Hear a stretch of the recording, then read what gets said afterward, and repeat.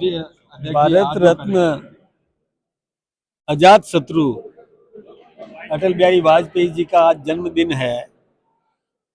आज हम अटल जी को शुद्ध अंतःकरण से, हृदय से श्रद्धांजलि अर्पित करते हैं। अटल जी ने देश को बहुत और आगे बढ़ाने का काम किया। देश को संपन्न बनाने में उनकी महती भूमिका रही। कई ऐसे ऐसे काम हैं जो अटल जी के नाम से ही पहचान जिनकी बनती है, जैसे गांवों को भी वो सब सुविधाएं मिलनी चाहिए जो शहरों में है।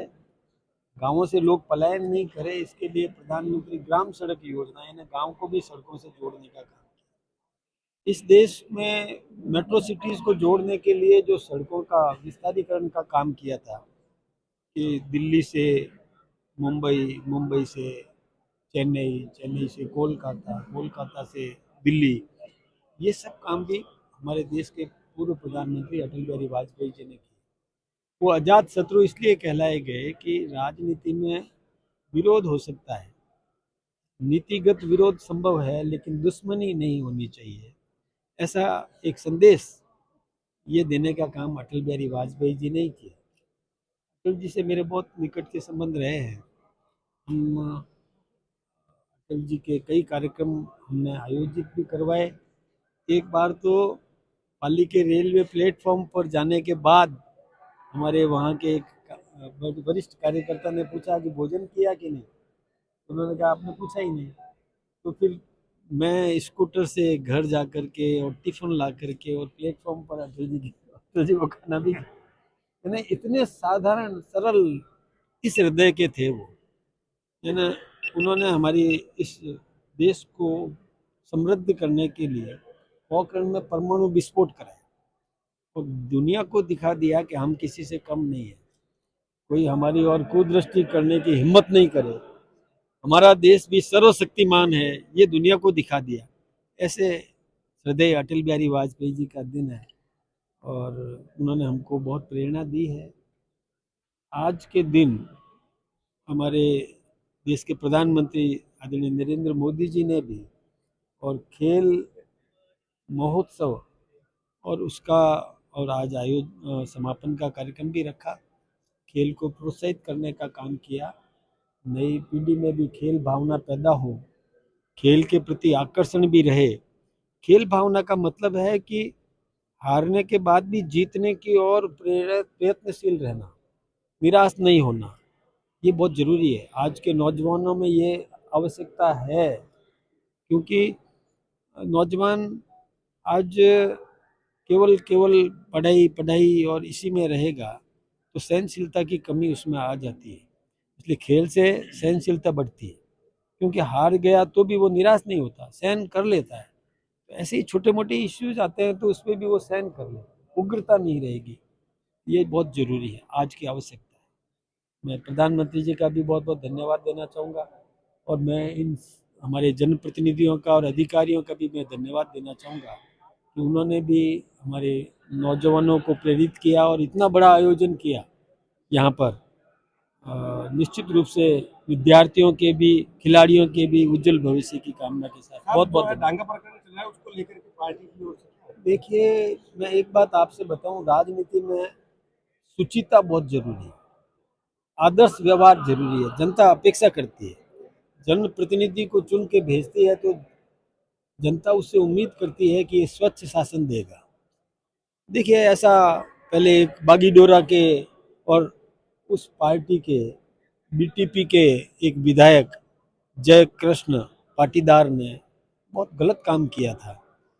यदि उसी समय उसको सजा मिल गई होती, जो उन्होंने प्रश्न लगाए, सोच समझ के लगाए, किसी खनन उद्यमी के खिलाफ में लगाए और प्रश्न से हटने के बदले में पैसे मांगे, करोड़ों रुपए मांगे और कुछ लाखों रुपए का लेन देन भी हुआ, उसी समय यदि कार्रवाई कर दी गई होती तो आगे ये नाटक भी देखने को नहीं मिलता। ये एक नाटक था जिसमें स्टिंग ऑपरेशन था, एक चैनल ने स्टिंग किया, उसमें भी स्वीकारोक्ति अच्छी बात नहीं है, ये गलत बात है। पैसे का लेन देन भले ही नहीं हो, लेकिन स्वीकारोक्ति भी मैं सोचता हूँ कि ठीक नहीं है। हमने भी उनका जवाब मांगा है और जवाब उन्होंने भेजा है, हमने अनुशासन समिति को दिया है। ये निर्णयाधीन है, अनुशासन समिति जो भी निर्णय करेगी उसकी पालना हम सब करेंगे।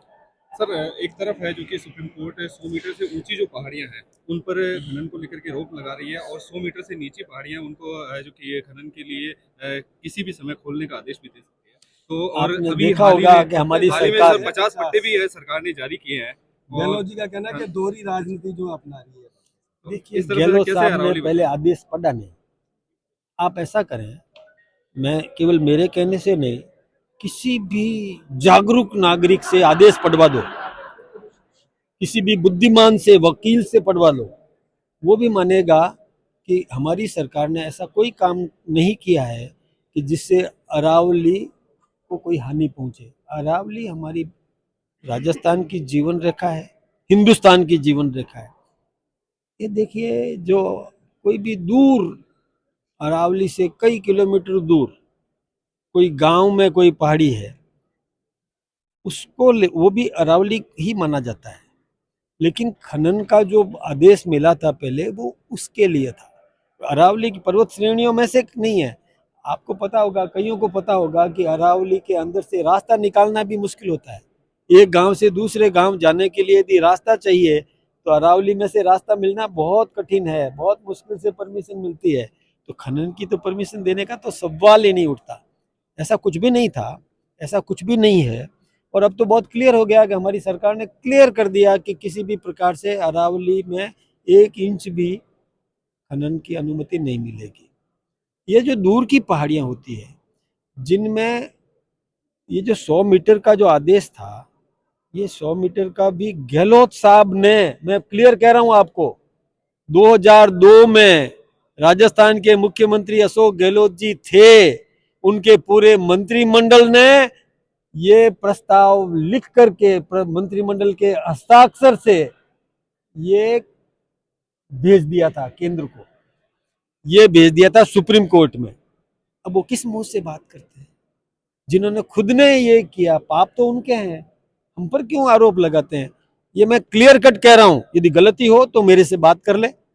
मैं जो कह रहा हूं, 2000 अरावली पूरी बचेगी, सुरक्षित रहेगी, उसमें कोई छेड़खानी नहीं होने दी जाएगी। सर, एक सवाल और कि आपने युवा नेतृत्व तो यहाँ पर दिया है, भाजपा के जिला अध्यक्ष हैं वो मनोज बाटड़ है, वो युवा नेतृत्व है, और इस समय जो देखने में आ रहा है कि उनकी कोई सुनता नहीं है, मंत्री आते हैं तो उनको पता तक नहीं होता, वो हाथ जोड़े हुए घूमते रहते हैं। कल सीएम की सभा थी तो उनको मंच पर जाने नहीं दिया, पहले रोक दिया गया, फिर उनको जगह भी मिली तो एक कॉर्नर में कुर्सी पर वो बैठे मिले, और स्वागत में भी उनको स्थान नहीं दिया गया। सर, किस तरह से युवा आगे बढ़ेंगे, भाजपा आगे बढ़ेगी? देखिए, मैं तो मनोज जी का धन्यवाद देना चाहूंगा कि हाथ जोड़े घूमते रहते हैं, ये बहुत अच्छी बात है। युवा को हाथ जोड़ना एक बहुत, एक विनम्रता का संकेत देता है, बहुत अच्छी बात है। और मैं, देखिए, राजनेता कोई भी आता है ना, वो केवल मैं इठलाऊं, कोई पद पालूं, मुझे कोई केवल सम्मान दे, केवल इसके लिए नहीं है, वो सेवा के लिए है, और सेवक है वो, और सेवक की बाती से सेवा करेगा। और ऐसा नहीं है कि उसकी चलती नहीं है।